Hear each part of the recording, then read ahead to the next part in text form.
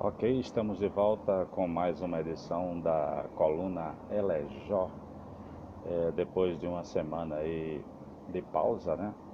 Estamos retornando aí ao exercício do jornalismo opinativo aqui através do nosso Blog Elejó, que nós estamos utilizando aí como mais uma ferramenta de comunicação, uma ferramenta também de opinião pública. Nesta coluna nós queríamos comentar alguns assuntos ocorridos nas últimas semanas. Ainda não comentamos, por exemplo, o desastre ocorrido em Minas Gerais com o rompimento das barragens lá das mineradoras Samarco e também da companhia Vale do Rio Doce. Esse desastre que tem tudo para se configurar como um dos maiores desastres, acidentes e também crimes ambientais dos últimos anos, quem sabe até o maior do Brasil, tendo em vista aí a contaminação de um trecho muito grande, muito significativo do ambiente ali na bacia do Rio Doce, lá na região de Mariana, em Minas Gerais, região central de Minas. Esse desastre ocasionado aí pelo rompimento de barragens que mantinham ali lagoas gigantescas de resíduos da mineração, com muitos resíduos tóxicos, né? Muitos restos de minerais, zinco, mercúrio e por aí vai. Tudo isso armazenado de forma precária, perigosa, né? A gente percebe que com esse desastre de Mariana, nenhuma prevenção que tem sido tomada pelo homem é capaz de evitar um dano ambiental causado aí pela ação do capitalismo, pela ação da produção capitalista, né? Tudo em nome aí de um progresso e de um desenvolvimento econômico que deixa suas dúvidas se o preço que a humanidade está pagando por esse desenvolvimento, por esses avanços tecnológicos, vale a pena realmente, porque de uma certa forma nós estamos colocando em risco a sobrevivência de toda a humanidade.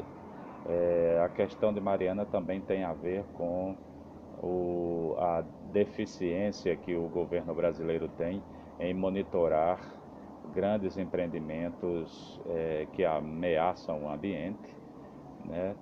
Haja vista a questão de Angra dos Reis, né? E outras barragens e outras obras, vamos dizer assim, construídas e que não são supervisionadas por um órgão do governo que tenha condições de frear a ganância, né, e a inabilidade das empresas em proteger o ambiente.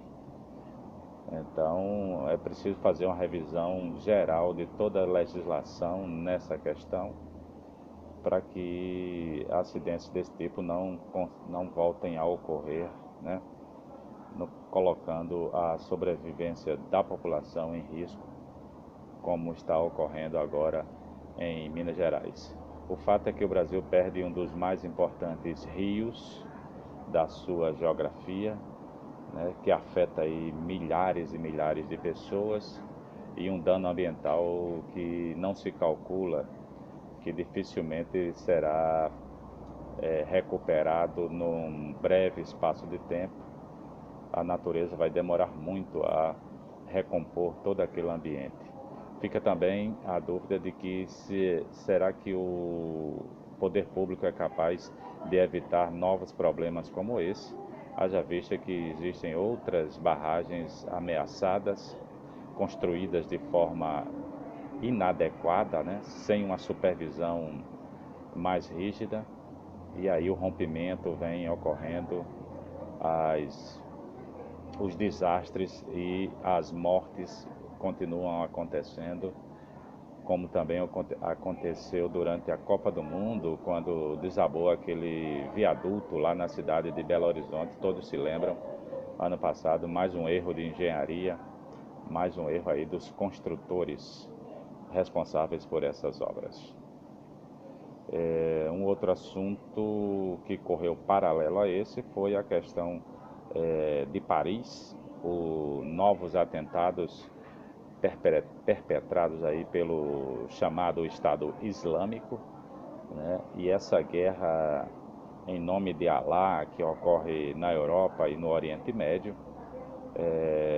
uma ação que toda a mídia mundial chama de terrorista, né? E que também, de uma certa forma, abalou aí a opinião pública mundial nos últimos dias. A questão do terrorismo precisa ser melhor avaliada porque, na verdade, o que aconteceu em Paris foi uma retaliação de toda a agressão, né, e de um outro tipo de terrorismo que o Estado francês, o governo francês e, de sobremodo, o Estado europeu tem milenarmente feito contra os países muçulmanos, islâmicos, né? Também na África. Então, nos parece uma rebordosa de toda essa consequência, de toda essa sanha, expansionista, né, dos impérios europeus. E agora há uma revida aí dos grupos armados islâmicos que têm perpetrado essas ações chamadas terroristas. Assim como é terrorista também o bombardeio em regiões civis das forças aliadas, né, dos Estados Unidos e seus aliados em vários países do Oriente Médio, a ação no Afeganistão, no Iraque, né, e agora toda essa problemática na região da Síria, e também pegando uma parte da África naquela região. Nos parece então que é mais uma guerra discursiva do que uma guerra propriamente terrorista, ou então uma guerra, um conflito entre diversas facções terroristas, né? Os terroristas islâmicos, os terroristas capitalistas da Europa, os terroristas estadunidenses e por aí vai. Vários grupos armados que espalham o terror, a morte, né, e o medo no mundo afora. Olha, para finalizar também, a gente gostaria de comentar essa última semana, a semana de Zumbi dos Palmares, 20 de novembro, novembro aí como mês da consciência negra. E só para destacar, esse ano havia uma expectativa de que com a decretação do feriado nacional no dia 20 de novembro, decretado aí pela Presidência da República, o Brasil inteiro parasse nesse dia, mas não foi o que aconteceu. Alguns estados aderiram, outros não. Cidades decretaram feriado municipal, outras não. O fato é que o 20 de novembro se mostrou aí um feriado que não caiu no gosto, né, dos governantes e que, diferentemente do 21 de abril, o dia de Tiradentes e outros feriados nacionais, até patrióticos, o 20 de novembro se mantém com uma certa resistência de ser adotado pelos governos, né, pelos poderes públicos municipais e estaduais, o que mostra ainda um resquício forte do racismo institucional aqui no Brasil, haja vista que o Zumbi dos Palmares não consegue entrar na pauta dos heróis nacionais, tendo sido ele o maior expoente da resistência escravizada naquela época no Brasil, o maior expoente de uma revolta, de uma mobilização da população negra afrodescendente, que deu ao Brasil um status de dignidade multiétnica, quebrando aí o monopólio, né, o monopólio da dominação eurodescendente, eurocentrada, e o Zumbi aí como esse ícone da população negra afrodescendente brasileira. Aqui mesmo na Paraíba, alguns eventos ocorreram, mas ainda de forma tímida, né, principalmente por parte do governo do estado da Paraíba, que esse ano não promoveu nada muito especial para a data, muito menos a Prefeitura Municipal de João Pessoa. Tivemos alguns eventos esporádicos, né, promovidos muito mais pela iniciativa do movimento negro local, né, junto às escolas principalmente, mas nada que pudesse ser destacado.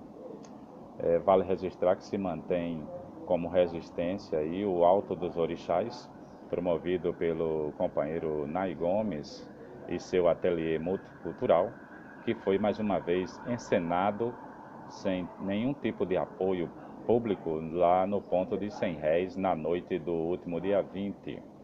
Nai Gomes, que se mantém aí na resistência da celebração do mês da consciência negra.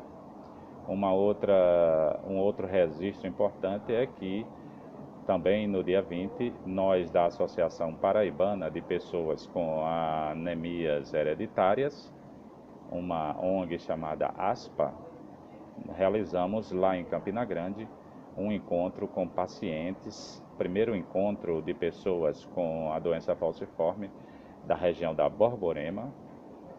O evento ocorreu ali no auditório da Vila do Artesão, ali no centro de Campina Grande, e conseguimos aí reunir cerca de 50 pessoas, entre pacientes, associados, colaboradores, médicos e também gestores na área de saúde, especialmente a secretária de saúde do município de Campina Grande, que compareceu na abertura do evento, a doutora Luzia, né, que se comprometeu com os pacientes a estar também incrementando ações na rede pública de Campina, anunciando já no evento a expedição de uma portaria que determina a notificação compulsória dessas pessoas atendidas na rede do SUS lá em Campina Grande. Notificação essa que nos dará condições de medir e de contar também a presença dos pacientes naquela importante rede de saúde pública aqui do estado da Paraíba.